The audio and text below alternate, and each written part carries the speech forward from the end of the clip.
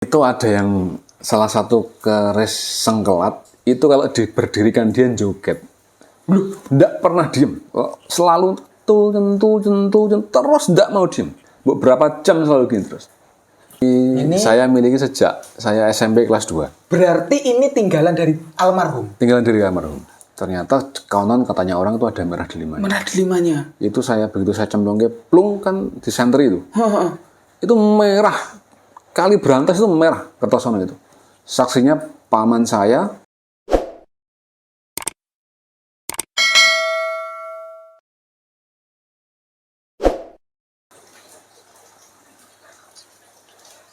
Itu cerita bapak. Dan saya dikasih keris itu sejak kelas 2 SMP. Di kamar saya itu ada 8. Ada 8 keris. Dan yang kalau orang dulu kan gini, dikasih engko sing kuat sapa gitu. Nah, ternyata saya agak kuat. Agak kuat. Rada kuat. Keris tak kasih kamar saya 8, tak paku satu-satu gitu, tak centel kayak gitu. Lah bapak itu kelemahannya gini. Keris yang dikasihkan saya itu kalau diminta temennya dikasihkan. Wih. Jadi, Pak, aku pengen duwe keris ini. Ya iki gawon. Dikasihkan sehingga tinggal yang saya selamatkan tinggal 1, 2, 3 lah bapak. Yang satu ucul itu. Sadar panjenengan bahwasanya pusaka itu berharga itu kapan? Berharga itu sejak saya di Magetan. Ya saya masih Nganjuk. Oh. Jadi saya Nganjuk, istri saya sini. Saya di Magetan itu tahun 2000. Tahun 2000 ya, sudah di Magetan. Tahun 99 menetap di rumah itu 2000. Kalau 98, 99 itu saya pulang pergi. Oh.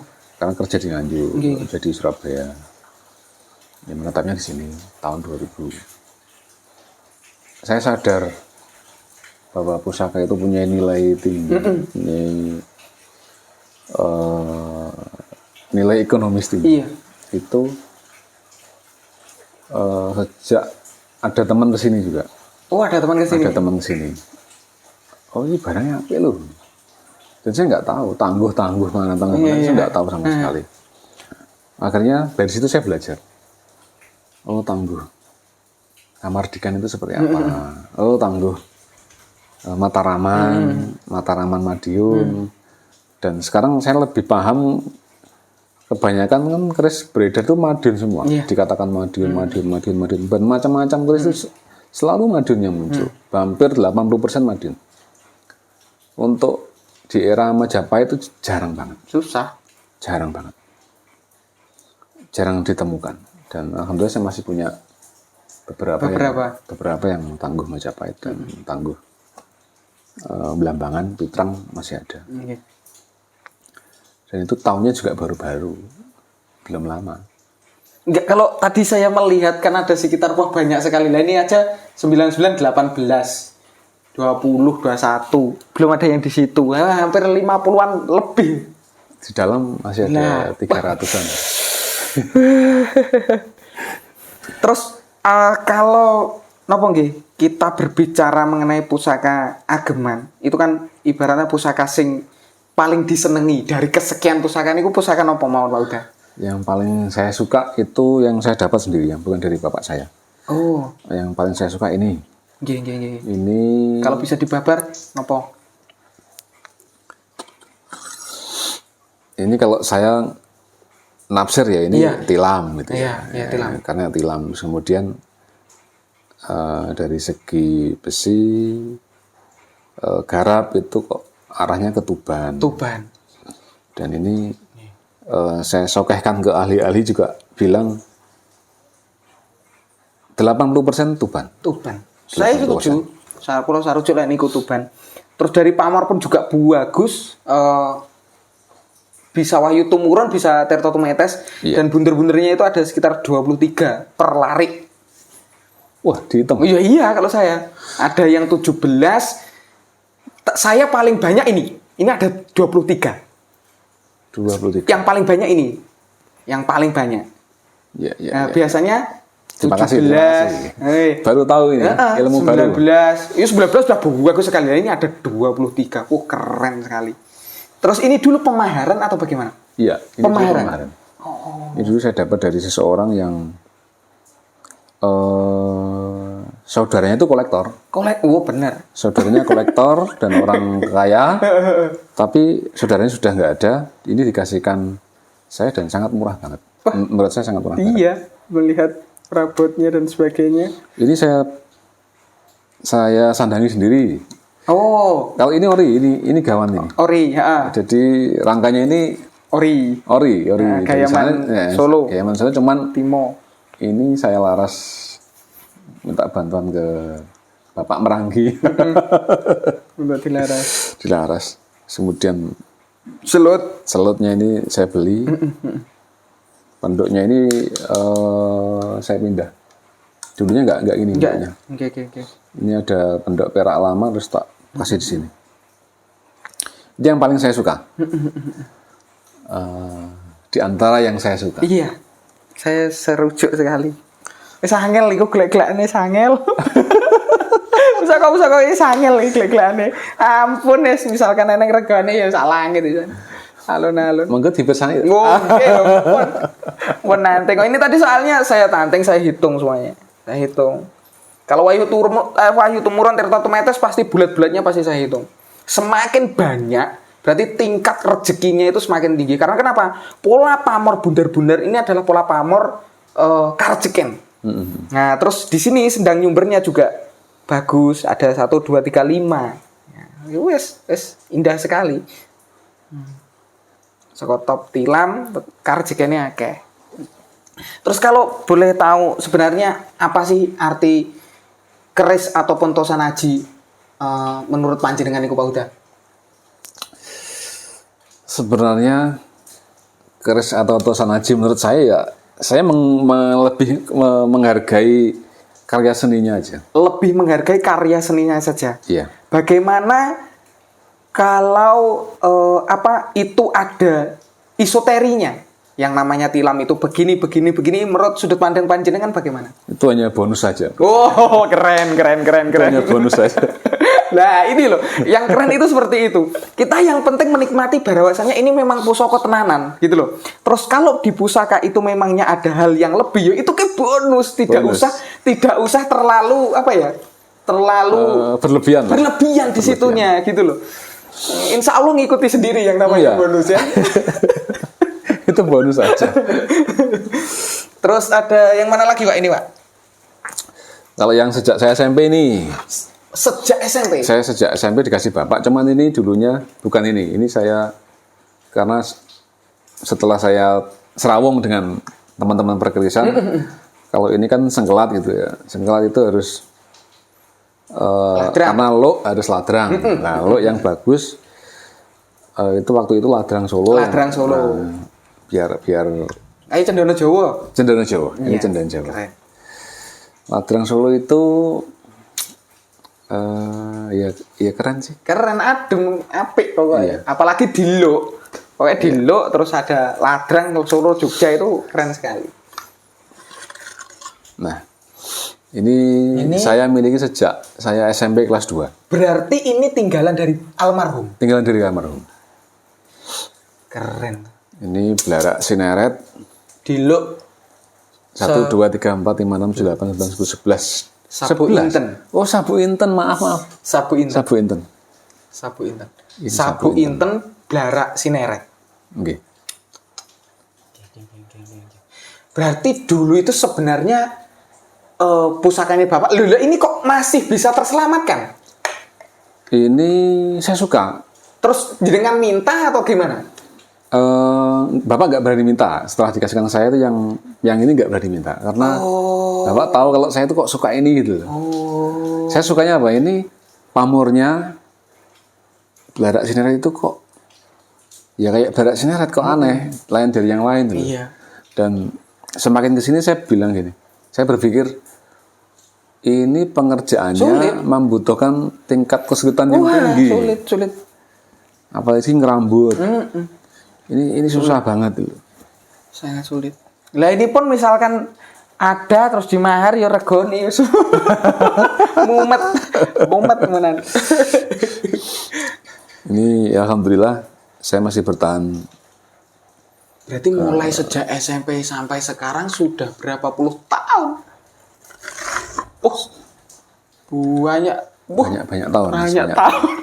Tapi banyak memang tahun. keren banget kalau kita memang mempunyai seorang bapak terus punya tinggalan pusaka top itu memang rasanya itu beda betul. Ya minimal gini, bapak itu kan meninggalkan ilmu ya yang jelas ya. Orang tua itu ketika meninggalkan nama dan ilmu. Duriahnya jelas gitu loh. Jadi nasabnya kalau bisa ya kita harus mempertahankan itu. Dan kebetulan ada perhiasan yang ditinggalkan termasuk pusaka ini. Ya, ada perhiasan yang ditinggalkan. Dan ini ya sudah. Saya rawat. Semakin kesini saya semakin senang ngerawat benda-benda pusaka itu. Jadi kalau dulu saya sembrono gitu saja. Sekarang begitu saya tahu kok seperti ini. Aduh, keren. Aduh, saya semakin ulap. Ya udahlah, tak rawat aja. Gitu ceritanya. Kalau kita mengingat kembali 2 karung yang dilarung, itu misalkan kita nominalkan itu sampai berapa? Itu saya yang masih ingat ya Mas. Itu ada yang salah satu keris sengkelat itu kalau berdirikan dia joget. Nggak pernah diem. Selalu centul terus nggak mau diem. Beberapa jam selalu gini terus. Itu juga tak buang. Bayu. Tak buang itu. Pamornya buntel mayit. Bayu. Ini saya tahu buntel mayit baru-baru aja. Oh, pamor buntel mayit itu seperti ini. Persis seperti yang Iya, yang gulung-gulung itu. Itu didirikan sama bapak. Selalu nyentuh gitu terus karena lentur. Berarti kerisnya bergoyang. Hak demi Allah. Banyak orang tahu itu. Dan saya juga menyaksikan. Dan dilarung saya pulang. Aduh, semua. Terus yang mungkin.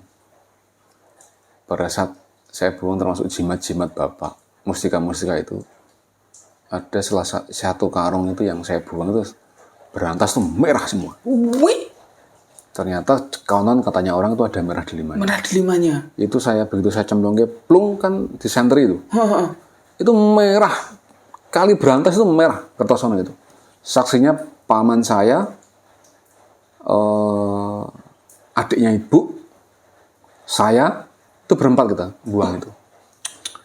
Loh, ini ngapa ini? Masuk kali ini getien. Wah, ini mau dibelah, dipateni. Ternyata tidak. Ternyata dari itu. Itu saya nggak tahu. Saya nggak ngarangkan, nggak ambil pusing waktu. Setelah saya pikir-pikir, mungkin bapak punya itu. Yang tak masukin tadi, iya kan di tempatnya cupu itu. Tak buang semua. Jadi kayak manik-manik Buddha. Ternyata manik Buddha. Tak kira nih kelereng-kelereng biasa. Ini mainan. Ternyata barang kuno. Waduh. Saya yang bodoh. Waktu itu saya bodoh. Ya memang belum tahu. Saya belum tahu. Memang belum tahu. Benda-benda seperti ini belum tahu. Ya misalkan tahu ya gak mungkin gitu loh. Gak mungkin. Setidaknya kan dititipkan. Ya. Ya wes. Ya nah. Dan kalau teman-teman Jombang itu kalau mau nyari itu di detektor di Kali Berantas ada 2 karung. Mumet pisan. Tapi mohon maaf itu tahun 10-11. Alah, 2010-11. Kira-kira sudah korosi semua. Lah. Ketimbun-timbun pasir tuh kamu nan. Geng. Pak Uda, tapi dari ibaratnya pusaka yang jenengan simpen itu nek wong apa ya, wong umum itu kan kadang-kadang berpikiran yang buruk mengenai tentang pusaka. Oh, kamu sirik lah, kamu musyrik lah. Itu menurut panjenengan bagaimana? Kalau ada teman, ada rencang-rencang yang bilang gitu ya, syirik itu kan hukum ya, hukum. Yang menurut saya syirik itu kan menyekutukan Tuhan. Kalau benda kita sembah itu kita syirik dan itu musyrik. Bagi saya ini cuma perhiasan aja. Ini cuman ya benda-benda biasa seperti biasa. Tidak kita tuhankan, tidak kita mintai ini itu enggak. Dia juga enggak bisa apa-apa. Cuman saya menghargai ini karya seni tinggi dibuat oleh empu, dan empu itu pada saat membuat itu pasti tirakat. Dia puasa, Doa, ritual, dia ngamal ke doa-doa apa kita juga nggak tahu. Biasanya kalau kan menurut kabar nih, sekarang saya tidak detail tahu tentang pusaka. Menurut kabar itu pusaka itu ada pusaka pesanan itu pesanan pejabat, pesanan orang yang mampu untuk memberikan mahar untuk dibikinkan pusaka. Dan ada yang pusaka yang dibuat karena keadaan. perang. Bukan perang. Apa? Situasinya sesuai dengan hati sang empu. Sang empu. Oh, oke, paham. Jadi kalau mungkin seperti kemarin ya, Empu Ndaliman bilang, ini corona, dibikin keris yang tolak corona. Iya, tolak corona. Dulu juga gitu. Empu itu juga bikin keris yang katakanlah ada pagebluk, dibikin keris anti pagebluk. Oh, oke. Itu sesuai dengan suasana hati. Oke. Dan yang kedua, ada lagi suasana hati yang indah, seneng gitu. Seneng, kok ini kok kemakmuran, simbol kemakmuran apa, empu cenderung, wah aku tak bikin ini. Oke. Akhirnya jadilah pusaka-pusaka yang pamornya Betul sekali. Wahyu Tumurun, Tirta Tumetes, dan lain sebagainya. Kalau menurut saya gitu. Iya. Dan kemudian kembali ke syirik dan musyrik itu tergantung sifat orangnya. Iya, betul. Dia menghakimi itu dasarnya apa dulu. Iya. Makanya tidak semudah itu untuk menjudge ini syirik, ini musyrik ya. Lek ngarani kanca-kanca wong ngopimu ki sik kurang adoh, kurang kental ngopine. Dan ini dulu kita kan diajarkan toh, satu memecahkan masalah aja tidak harus divonis atau di justice, oh kamu harus gini, enggak. Justru ada sesuatu hal yang dinamakan kaidah fikih. Kaidah fikih itu merumuskan masalah itu dilihat dari berbagai sudut pandang untuk mencari solusi. Jadi yang paling bagus piye? Paling baik bagaimana? Kalaupun toh menemukan dua-duanya baik, tapi diambil yang paling ada manfaatnya. Betul. Manfaatnya apa? Gitu. Keren lah. Pokoknya keren. Pak, udah ini saya yang jelas ini terima kasih sekali sampun silaturahmi kepada panjenengan, dan mungkin ya teman-teman semuanya bisa kita bisa lebih mengerti lagi mengenai tentang pusaka, bahwasanya sejarah itu memang sangat luar biasa, dan seperti inilah itu indahnya akhirnya dari dua jadi banyak. Sangat luar biasa sekali. Mungkin ada pesan untuk generasi milenial. Ngeten, untuk pusaka kita, saya minta, ini saya mohon untuk minta tolong dihargai. Dihargai. Bukan dihargai dengan duit, bukan. Dihargai itu menempatkan barang ini ada penghargaannya. Enggak sembarangan. Wong kita punya arit aja kita asah. Iya, betul. Enggak pernah diasah ya. Enggak landep. Iya, betul. Begitu juga dengan pusaka. Terus dia disimpan yang baik, dihargai. Dawuh jenengan dimulyakkan. Semua pusaka bagus. Yang tidak bagus itu sifat. Sifatnya ada yang panas, ada yang adem karena kemungkinan dulu bikinnya diambilkan dari pasir mana, di daerah mana, betul. spotnya di mana. Di mana? Nggih. Pas wahyune rodok panas ya oleh panas. Panas, ya. Ya jelas lah, empunya dulu pada saat bikin itu ngambilnya tanah sengketa. Lebih panas lagi ya. Saya mumet nek. Wes. Makanya ketika saya pun memahari pusaka dulu dadi yo memang tak delok tenanan iki pusakane piye. Jadi nek sekirane anu ya wis ora usah. Nggih. Kayak gitu. Ya udah, ini sebelum kita menutup Magetan, bagaimana untuk galeri ataupun museumnya? Oh ya kemarin.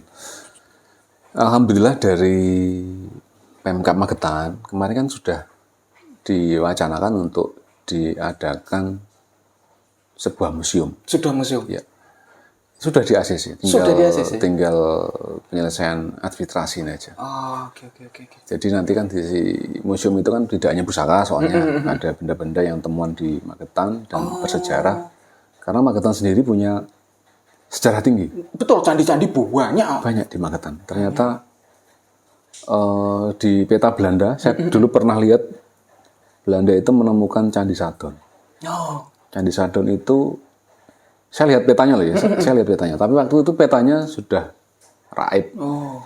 Saya cuma ditunjukin, itu peta bahasa Belanda, ada Candi Sadon yang besarnya konon ini 3 kali lipat Borobudur.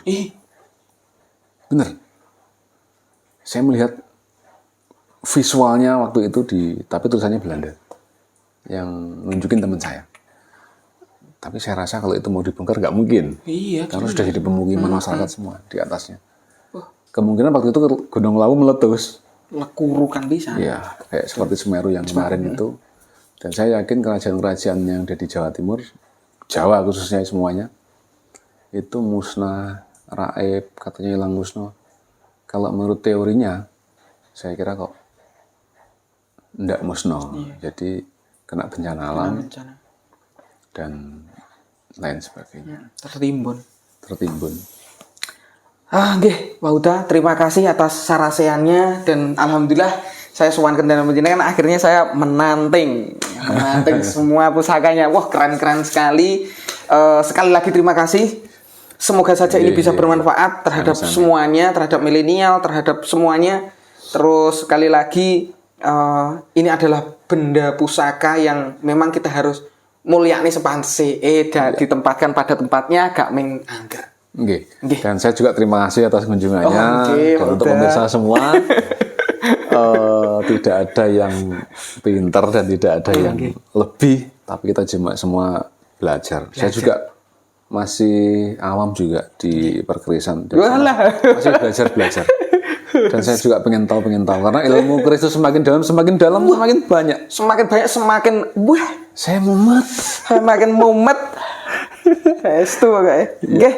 Oke, terima kasih Pak Uda. Mohon maaf ada salah kata untuk Gus Ahmad dan teman-teman semuanya. Terima kasih. Akhir dulu. Wassalamualaikum warahmatullahi wabarakatuh. Rahayu, salam milenial. Waalaikumsalam. Ngaji budaya.